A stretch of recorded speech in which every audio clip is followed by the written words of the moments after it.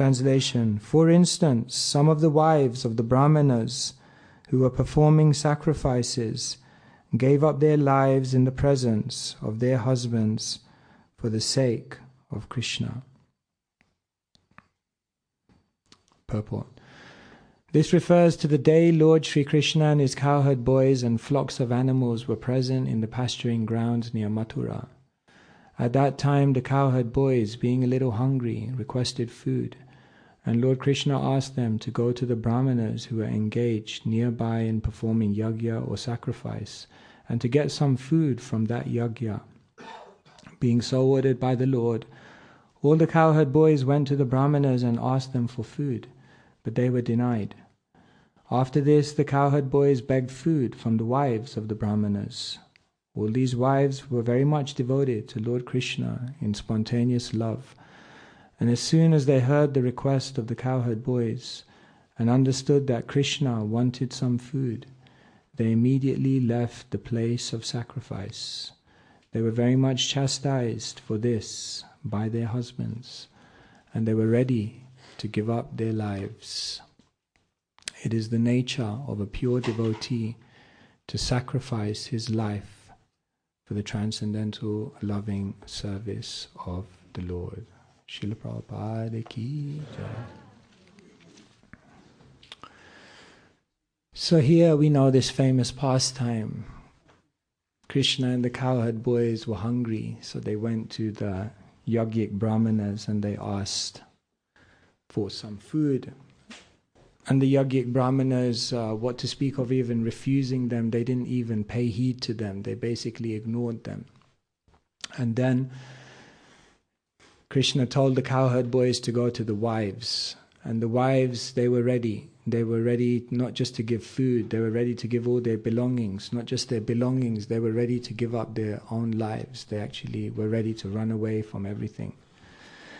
And even though their husbands forbade them to leave the house, they left. And in that sense, it could be said they gave up their lives, because they gave up their chastity, they gave up their reputation, they gave up their security, their stability, their safety. They sacrificed everything. They put it all on the line to go and see Krishna.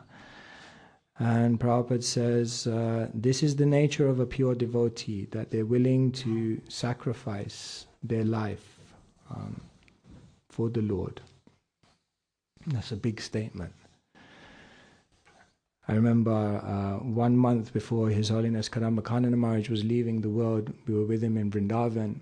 And then one morning I was with him in the front room and he started talking about guns. So I thought, oh my God, so he started talking all about different types of guns, revolvers, Berettas, AK-47s, handguns, shotguns, pistols. So I was thinking, wow, this is interesting. I'm in Vrindavan with my spiritual master on this fine sunny morning, and we're talking about guns. And then it got even more interesting because he started talking about shootings and how people do shootings. Then he started talking about drive-bys and how you do a drive-by. And then I said, Maharaj, how do you know all this stuff? And he said, because they were trying to kill me. He said, I had to research all of this. Because I spoke out to protect Prabhupada's movement, they were trying to kill me. And he said, I knew someone was going to try and shoot me. So I had to do all this research. And of course we know that Maharaj did get shot. And he said, that's what it takes. You have to be willing, whatever it takes, to serve Krishna. So when Prabhupada says a pure devotee is willing to put their life on the line for Krishna, it's not just some flowery language. This is going on. Devotees do this.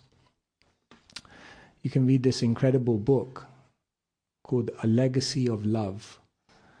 And it's all about a great Vaishnavi called Ladini Mataji, disciple of Srila Prabhupada. She lived her life in Vrindavan, New Vrindavan, and then at one point she went to perhaps one of the hardest places in the world to expand Prabhupada's movement. She went to West Africa. I went to West Africa for 2 weeks. I was like, okay, happy to be back in London. It's not an easy place. So in the late 80s, she decided to go to West Africa, of all places, to spread Krishna consciousness. And even when you go West Africa, Jai Shri Radha Gokulananda Ki Jai. You have to, all good things you have to wait for.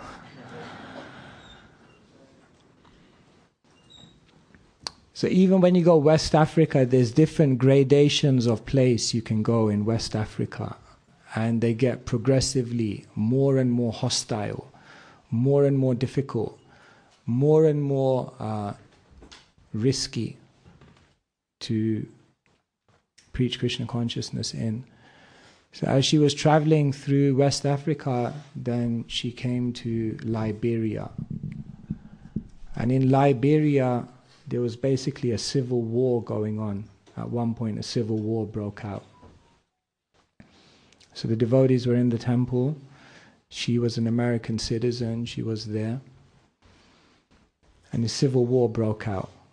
Warlords basically killing people wholesale, indiscriminately, in the most merciless ways. And at one point a warning went out that all American citizens should immediately leave the country. So she writes, actually, in the book you can see, she writes a letter to His Holiness Radhanath Maharaj. And she says, I won't leave, I'll serve the devotees here. They've sacrificed everything to try and establish Krishna consciousness here. So how can I leave them? I should also assist. So she continued on.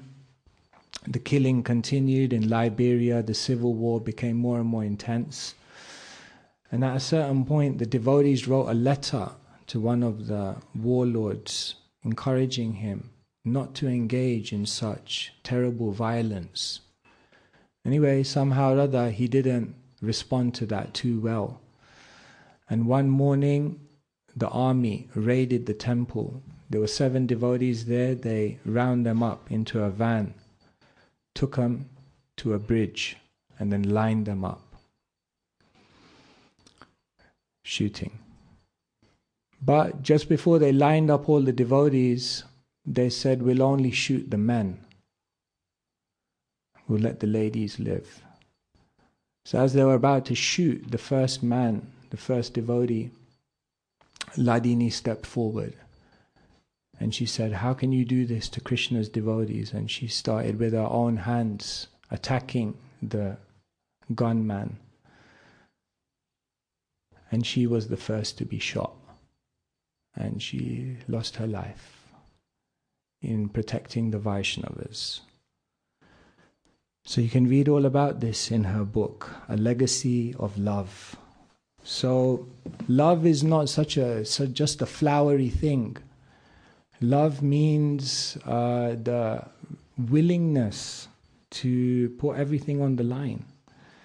Sometimes people talk about Gopi Bhav in a very, very flowery and esoteric way. But what does Gopi Bhav actually mean? That the gopis were fearless. The gopis were ready to leave everything behind. The gopis were willing to give everything, their entire life for Krishna. This is actually Gopi Bhav, the essence of Gopi Bhav. Not just some descriptions of esoteric interactions. Gopi Bhav means this deep conviction to give one's very self to Krishna. One devotee was giving class in Vrindavan and he was talking about Gopi Bhav and he said, Gopi Bhav, Gopi Bhav. You want to know what Gopi Bhav is? Gopi Bhav means at 70 years old, you get on a ship, you have 2 heart attacks, you come to a country where you know no one, and you step out of the ship and with kartals you go under a tree and you start chanting Hare Krishna to benefit the people. That's Gopi Bhav. That complete willingness to give one's life. So here, Srila Prabhupada is saying, it's the nature of a pure devotee to sacrifice his life for the transcendental loving service of the Lord. The Bhagavatam confirms this. Etavad janma safalyam dehinam iha dehishu praner arte dhiya vacha shreya acharanam sada. If you want to make your janma safalyam, if you want to make your birth fruitful, if you want to make your birth perfected in what is actually meant for, then you have 4 things at your disposal. Artha, wealth, give it to Krishna. Dhiya, your intelligence, your abilities, your aptitudes, give it to Krishna. Vacha, your words, your ability to speak and to actually communicate and reach someone's heart, use that for Krishna. And prana, your very life. You can put your life on the line for Krishna if you're ready. Or if you can't put your life on the line for Krishna, the other thing you can do is you can use your life energy. And the more one's life energy is used for Krishna, the more one invests their effort, their endeavor, their this power, this vitality that they've been given for Krishna, then one's life becomes more and more glorious. So the wives of the Yajnik Brahmanas, they were ready here. Chadileka pran. They were ready to give up their whole pran. That's what made them so glorious. It's interesting, this pastime is in the 23rd chapter of the 10th canto. And it's very interesting, in the 22nd chapter, Krishna and the cowherd boys go out into the forests of Vrindavan, and Krishna is underneath a tree. And Krishna starts looking at the tree, and then he recites a very beautiful verse. Aho esham varam janma sarva prani upajivinam sujanasya vaye samvai vimukha yanti narthina. Krishna looks at the tree and he says, Aho esham varam janma. Oh, just look at this tree. Such a glorious birth. Why? Sarva prani upajivinam. This word comes again, prana. Because every part of its being is used for the benefit of others. Sarva prani upajivinam. Sujanasya vaye samvai. No one ever comes to a tree and returns disappointed. The tree gives them whatever they're looking for. And in this way, Krishna said, just look at these trees. What an amazing life. And it's funny, Krishna says this in the 2nd chapter because it's almost like he's predicting what will happen in the next chapter. Because he's saying, just look at these trees. They're so incredible. Whenever you come to them, they give you what you want and you never go away disappointed. And what happens in the very next chapter? Krishna sends the cowherd boys to the Brahmanas. And what happens is they don't give what Krishna wants, and the cowherd boys go away disappointed. So Krishna is also an astrologer. He knows what's going to happen. So this is the glory. And then what happens is that when we see their example of not giving and not giving their prana, then again we get an example of the Vedic, the wives of the Vedic Yajnik Brahmanas who then do give their lives. They're ready. Actually, I was a little confused by this when I read it, because here in the translation it says that the wives of the Brahmanas gave up their lives in the presence of their husbands for the sake of Krishna. But when you actually read this pastime, you don't really hear about that they give up their lives. What you actually hear about is that Krishna goes and tells the cowherd boys to go to the ladies. The ladies hear Krishna and the cowherd boys are hungry. And then what they do is they leave their homes to go and deliver everything to Krishna. We don't really hear about them leaving their bodies. But actually it's explained in the verses that there's one of the wives of the Yajnik Brahmanas who couldn't leave. She couldn't leave home to actually deliver what Krishna and the cowherd boys wanted, and she left her body out of separation. So actually, she did leave her body out of separation. So that's death by separation. The world doesn't know about that one. Death by disease, we know. Death by accident, we know. Death by choice, suicide, we know. But Vedic scriptures introduce us to the concept of death by separation. That someone's separation becomes so acute that they can't maintain their life. In the world, they have a concept of being lovesick. If you really love someone and you can't be with them, then you become lovesick. But imagine you become so lovesick that you die. That's actually Vaishnav separation.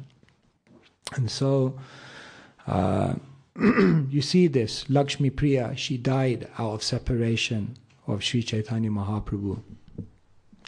Jagannath Mishra said that he died out of impending separation, that Mahaprabhu may leave. My other son, Vishwarup, has left, maybe Mahaprabhu will leave.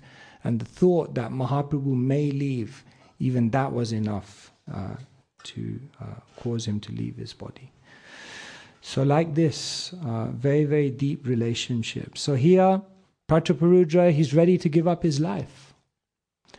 Jadi se Mahaprabhur napai kripadhan kiba raja kiba deha sabayakaran. It's explained by Krishnadas Kaviraj Goswami. Maharaj Prataparudra's mental state. Jadi se Mahaprabhur napai kripadhan. If I don't get the wealth of the mercy of Sri Chaitanya Mahaprabhu, Kiba Rajya, what's the point of my kingdom? Kiba Deha, what's the point of my body? Sabayakaran, it's all useless, it's all inconsequential. I may as well just give it all up. And so here in these verses of Sri Chaitanya Charitamrita, what we're absorbing is the deep dedication, the deep desire, the deep desperation of Maharaj Prataparudra to see the Supreme Lord. This is the only price. Tatra laulyam apimulyam ekalam janmakoti sukraterna labhyate. There's no other price. Nothing else will bring one face to face with the Supreme Lord save and except that deep desperation, that deep desire. When it becomes so acute that everything else in one's life becomes just inconsequential and unimportant. Only when there's that level of focus, only when there's that level of vyavasayatmika buddhi, can one really then penetrate the Lord's heart. So one's devotion almost has to become like that. It has to become like a laser. So one-pointed that that laser, so concentrated in one line, can penetrate even that which is very, very difficult to get through. And so Krishna doesn't allow his heart to be penetrated easily. Sudurlabha. Rupa Goswami explains what are the characteristics of bhakti. Kleshagni shubhada moksha lagutakrit sudurlabha sandrananda visheshatma Shri Krishna karshini chasa. He says there are 6 characteristics of bhakti, and one of them is sudurlabha. It's not easily attained. Krishna doesn't give himself so easily, because when he gives himself, then he becomes completely under the control. And here in the verse before, it's already predicted. Although you are the Supreme Personality of Godhead and are completely independent, still you are dependent on the love and affection of your devotees. That is your nature. So Krishna says, I'm not independent, I become controlled. Aham bhakta paradhino hyashvantantra ivadvija sadhubir grishta hridayo. Krishna says, Ashvatantra, I'm not independent. When my devotees are ready to give everything to me, then I become dependent on them. So Maharaj Patraparudra has that laser focus kind of devotion. And as we read these chapters 11, 12, 13, 14, 15, and you look at all of his characteristics, then we understand this is the nature of intense devotional service. Because the problem is not that devotees are not doing devotional service, the problem is that perhaps our devotional service is very casual.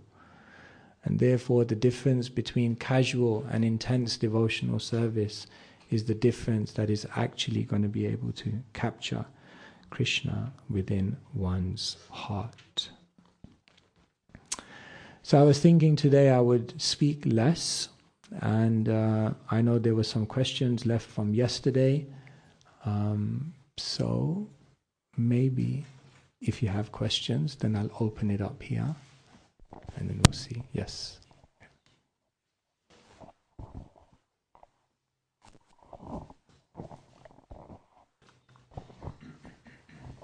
Hare Krishna Maharaj, thank you so much for your class. The question is about when we talk about the casual and intense devotion, depending on the mode of like how, because we are doing activity in our daily life. Sorry, I couldn't hear that. We're doing activities. You can just speak, I'll repeat it. How we are in our daily life doing the same activity. After 10 years of chanting, practicing devotional service, we come to the point where we are supposed to know like, what we have to do in life. And we are supposed to, so how we develop this natural intense devotion, even if we are working in an office, we are having friendship outside the world, because we are supposed to live with devotional life. We are in the temple, we are outside, or whatever we do. How we bring these intense devotions? Thank you so much. Thank you. So how do we bring intense devotional service when we're surrounded by so many duties? Does intense devotional service only occur when we're able to give up all of those things? Or is it that when we become intense, that's when we're supposed to give up everything? How does these two things work together? Well, you may notice that the wives of the Yajnik Brahmanas had that intensity, and they were not renunciates. They were living in the household. They had their duties. The gopis were not renunciates. They were living in a household. They had their duties. Rupa and Sanatan, in the beginning, they were also not renunciates. But what did Mahaprabhu do? He sent them a cryptic verse when they wanted to run away. Padavyasinini nari vyagrapi grahakarmashu Tadeva svadayatyantar navasanga rasayanam. He said, just like there is a lady and a married lady who has another lover, then what does she do? Griha karma shu. She does all her activities at home even more attentively, so that nobody will assume that her heart is in any other place. But what's she doing? Tadeva svadayatyantar. Antar, inside, svad. She's constantly meditating on and relishing being with her lover. In other words, intensity is a very, very internal thing. And therefore, you can be intense in any situation of life. Yes, when you're living in the world, there are many distractions, there are many diversions. But if you know the art, then those distractions and diversions can actually fuel your dependence, fuel your desire to be with Krishna. And therefore, it's all about utilizing whatever situation one is in. When Ramananda Rai was speaking with Mahaprabhu, and Mahaprabhu was asking him, what's the ultimate goal of life? And he kept saying answers. Mahaprabhu kept repeating, Eho bhaiya, Age koho ar. That's external. Say something deeper. Say something deeper. And finally, when Ramananda Rai recited this verse, Jnane prayasamudapasya namanta eva jivanti sanmukharitam bhavadiya vartam stane stita shrutigatam tanuvan manobir ye prayasoj jita jitopyasite strilokyam. Ramananda Rai recited this verse, Stane stita, just stay where you are.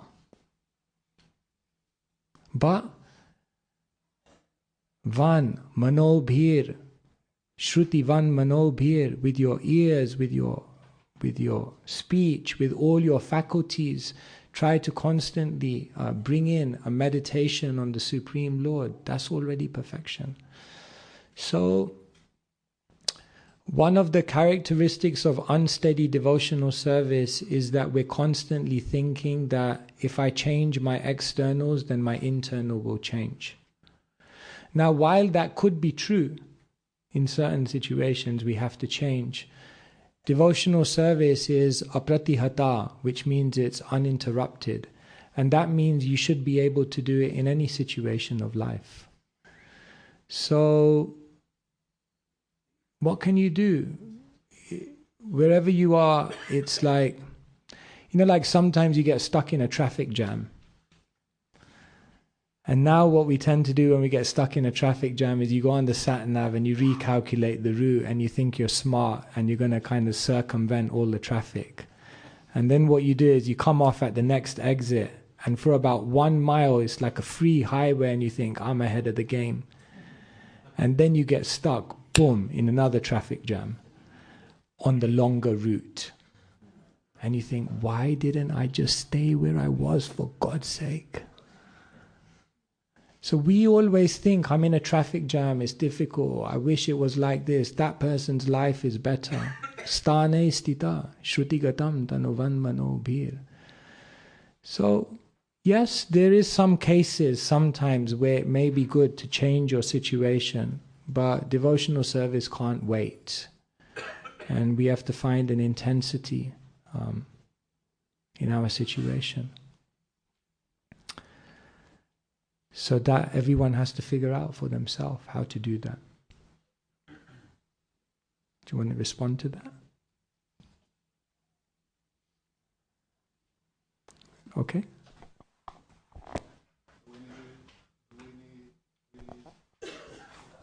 Do we need to go to pain to really experience more intense devotional service? So, do we really need the suffering to...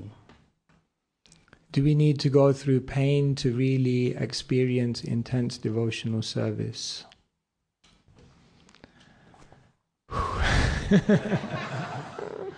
Probably. Are we going to generate that level of intensity just off our own back? Usually not. Krishna has to give us. So that's the material nature. Prabhupada once said, the job of Krishna and the job of Maya is the same. Really? Yes. Prabhupada said, Krishna comes in front of you and he holds out his arms and he says, come to the spiritual world. But if you refuse, then Krishna comes round the back as Maya and he gives you a big kick. Which way do you want to move? So it's up to us. Here Krishna goes out in the forest and he plays his flute. And if the cows don't come back, then Krishna blows his buffalo horn. And if the cows don't come back, then Krishna runs out with the stick. But one way or the other, the cows have to come home. So it's up to us. What we don't learn through hearing, we'll have to learn through the school of hard knocks. That's the way the world is. Thank you. Yes.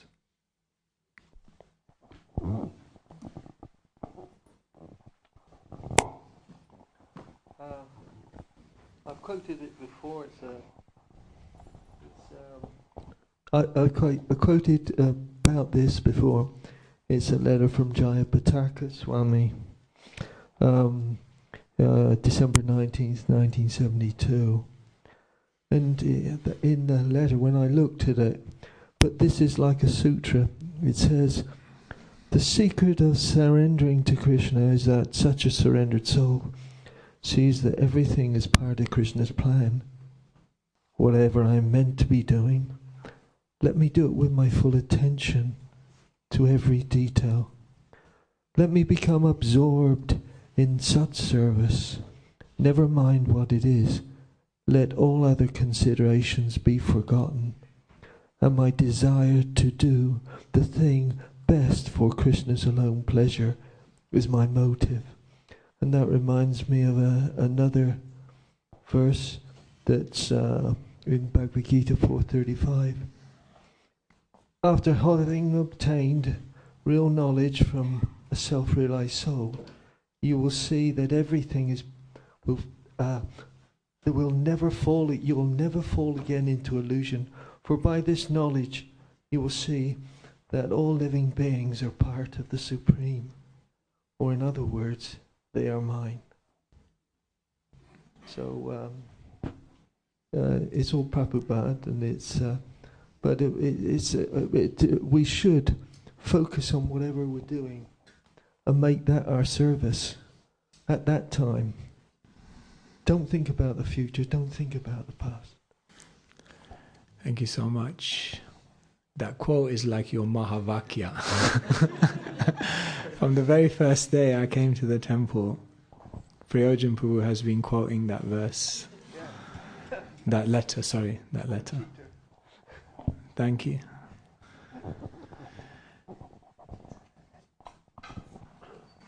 Yes. Here, I think. Okay, yeah. Maharaj, thank you for your class. Maharaj, how to kill anxiety and anxious who creates the lots of problem in your body? The best practice, please. Thank you.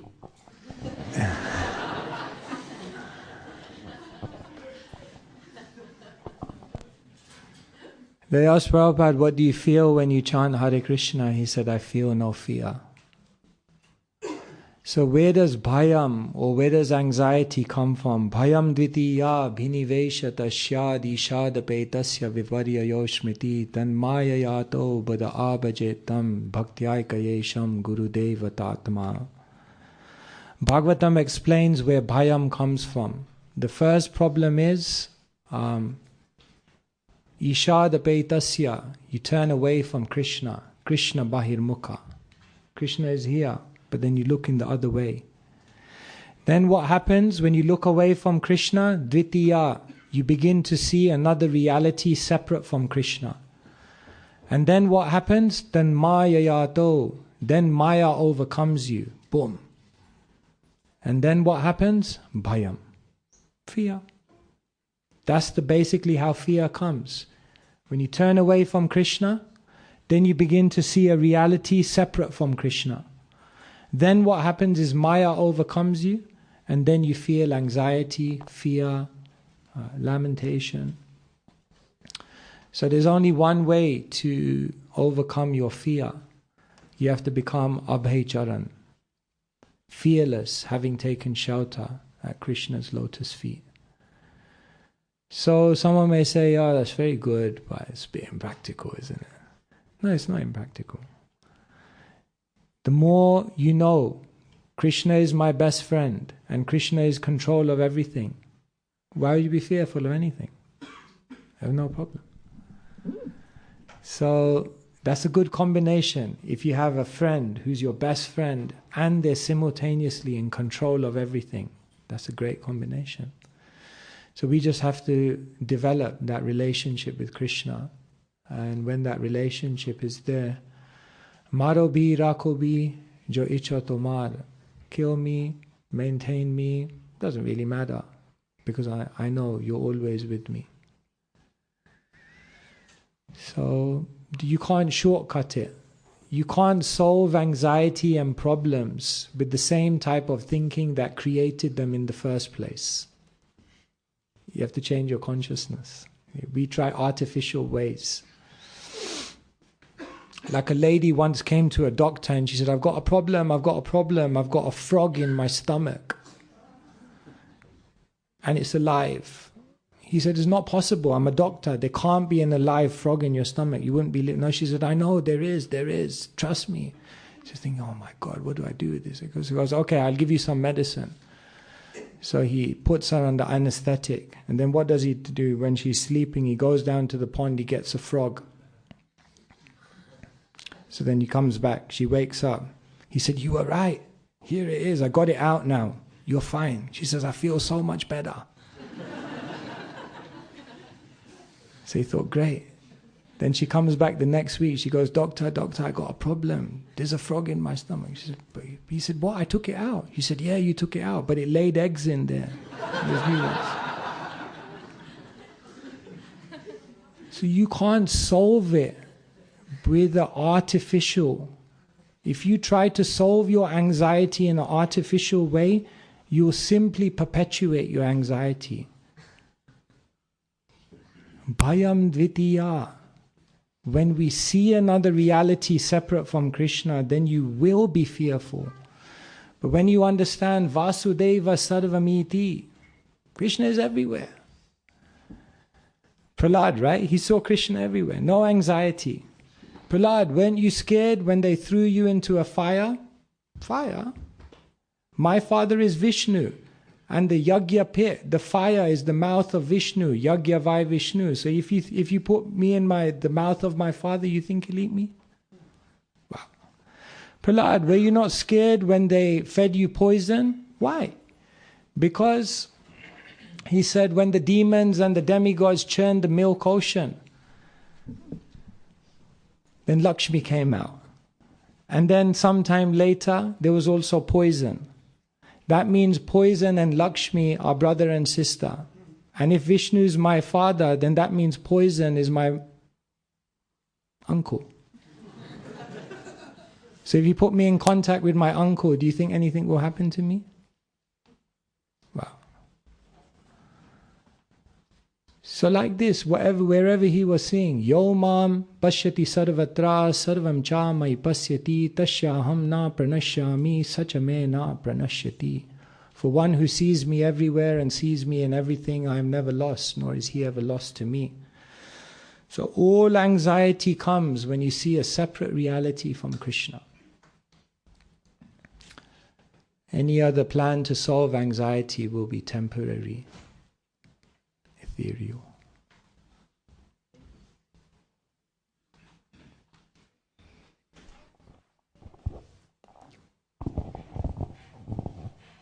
Hare Krishna Maharaj, thank you so much.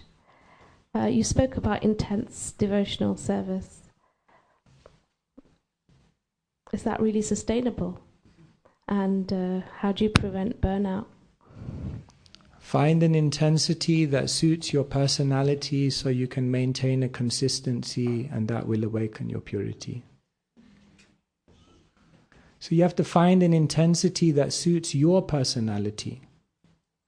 The way that the person sitting next to you will be intensely engaged in devotional service and the way you will be won't be the same.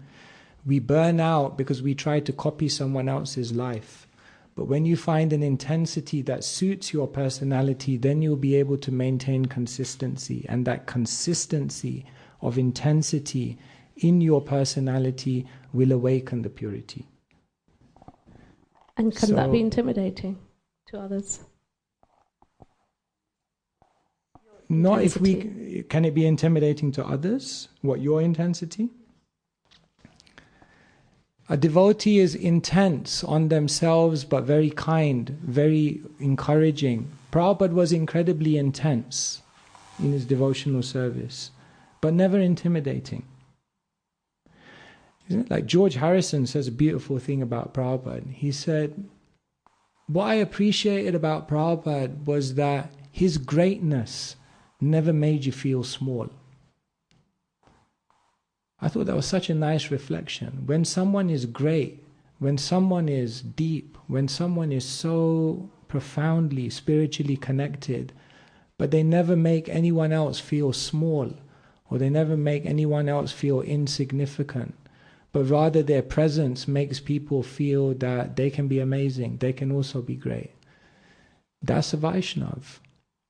They said there were two British Prime Ministers, Gladstone and Disraeli. And they said when you went into the room with Gladstone, then you came out of the room thinking, great leader. But when you came out of the room with Disraeli, you thought, great leader, and maybe I could do it also.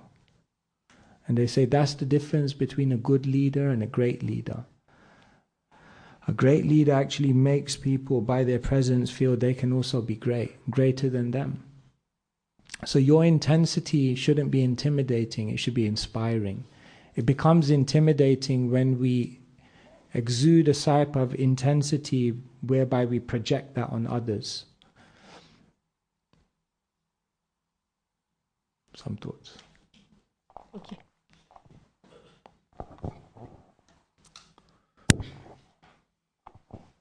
Yes.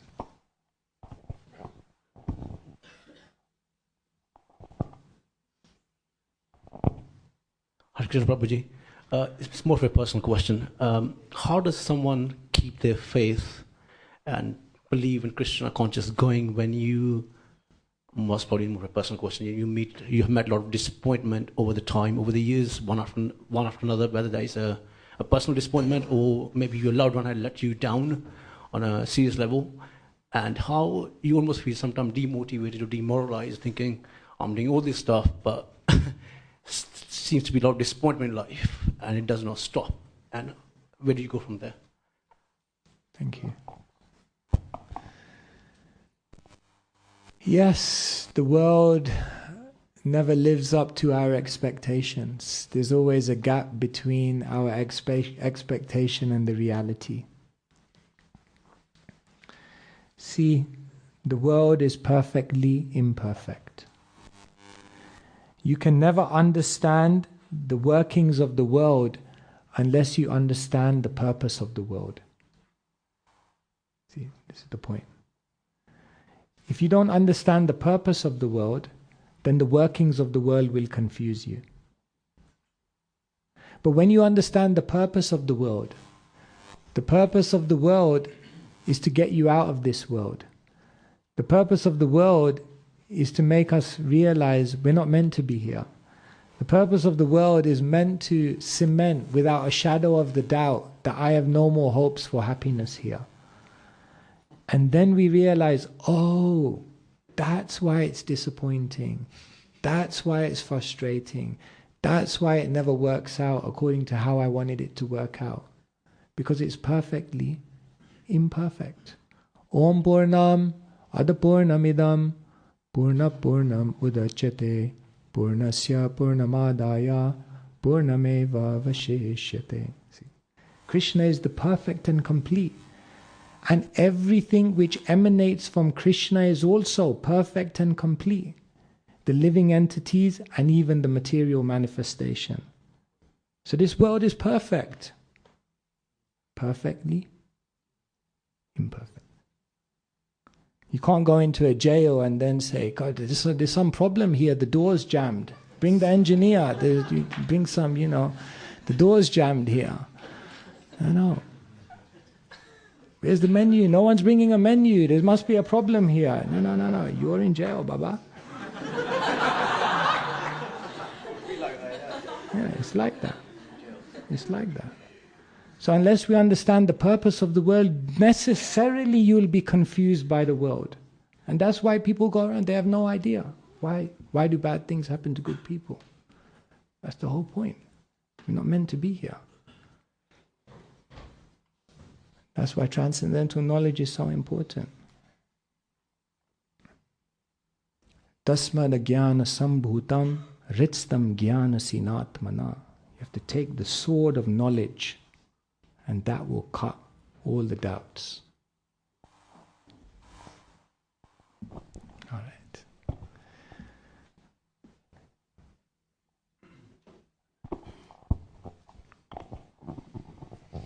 Hare Krishna.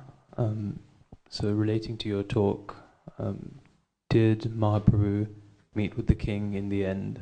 And Oh, stay tuned. If so, how does that reference? Well, he's already predicted here. Nityananda Prabhu has already predicted.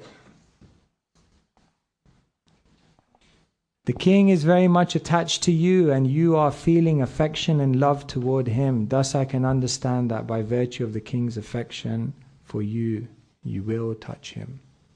So yes, Mahaprabhu eventually meets him. Sri Chaitanya Mahaprabhu, Krishna, they know how to expertly churn our emotions.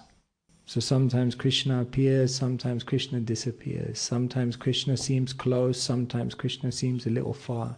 Sometimes Krishna appears, and then sometimes Krishna just seems to be totally absent. And all of that Krishna does to increase our desire, increase our greed, increase our desperation. So ultimately, through all of this, the internal reason, yes, I'm a sannyasi, I shouldn't meet kings, yes, I'll get criticized, these are all external reasons.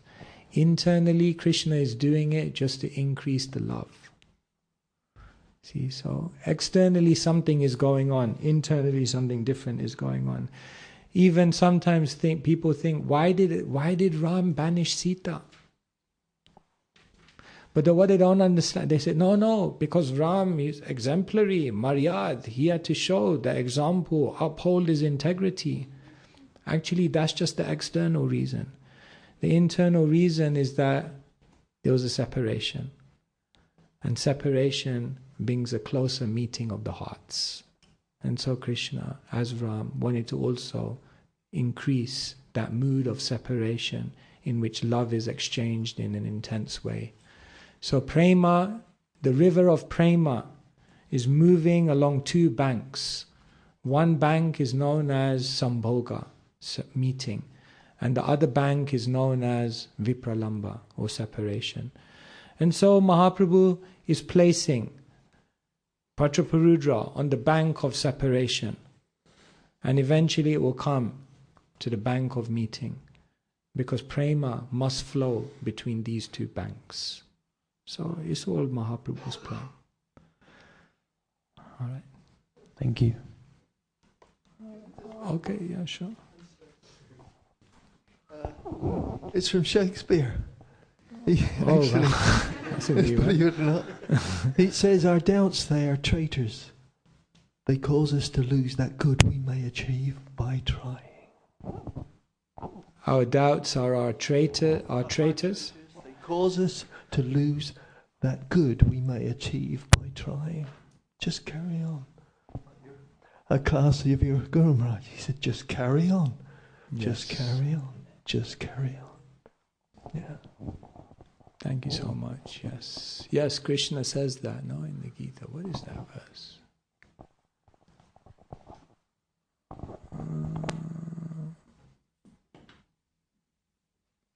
I've forgotten it now. It will come to me in a minute. Was there another question? Okay.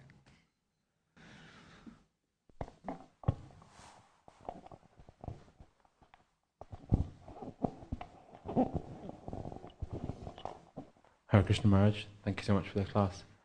When we talk about serving, we can also think about serving like the people around us and serving people that are close to us. When we're faced with situations where we feel like we're out of our capacity, but we know we shouldn't give up, what do we do? Like if we feel like we need to serve people around us, but it's out of our capacity, but we know giving up's not the right thing to do with fellow devotees or family, etc. Mm-hmm. How can we face these situations and serve in a better way, even if we feel So like we're trying to serve the Vaishnavas, serve the mission, but at one point we think, I'm out my depth here. It's too much, too hard, too difficult. But at the same time, we don't want to give up. But at the same time, we don't know how to actually do it because we don't have the capacity.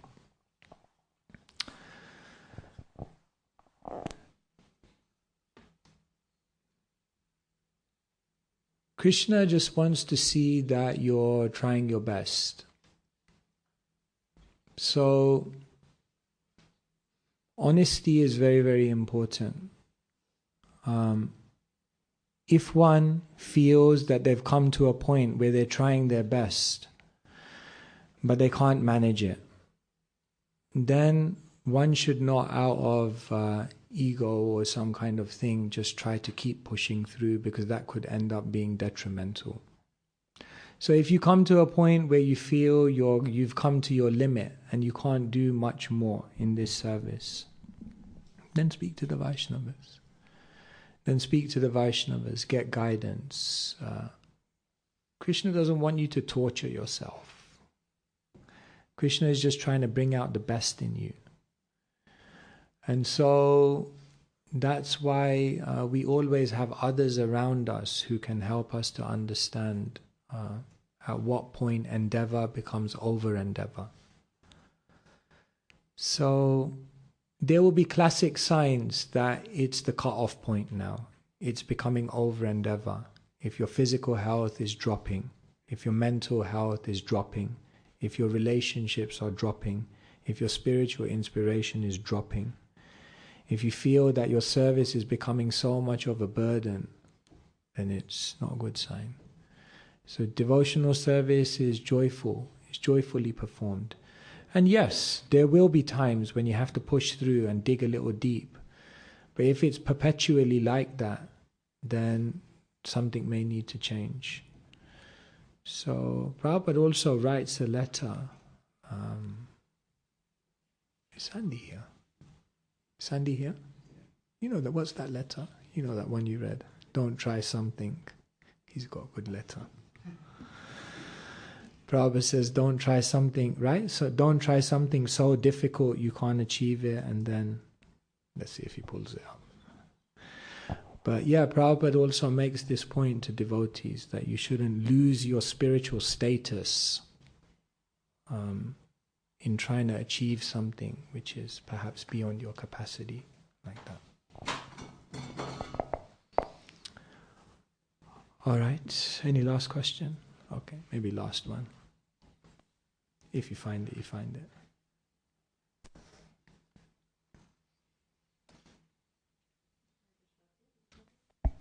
Hare Krishna.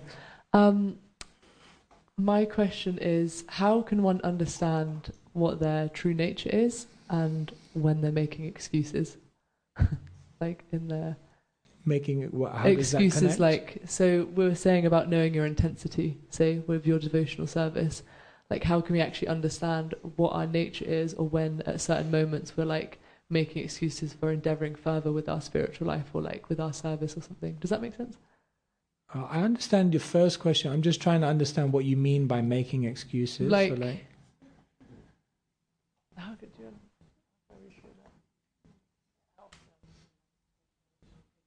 Yeah, like, I don't know how to reword it. I guess so, yeah. But it's not even like a conscious thing. You're just making excuses and not like pushing yourself further when you probably because you're could. saying it's not my nature. Yeah, like that. Okay. We need someone to wash the pots. Sorry, not my nature.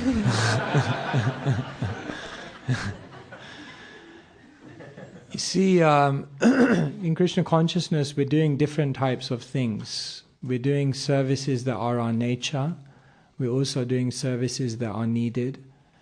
And we're also sometimes doing services which are purposefully difficult so that we develop a reliance on Krishna.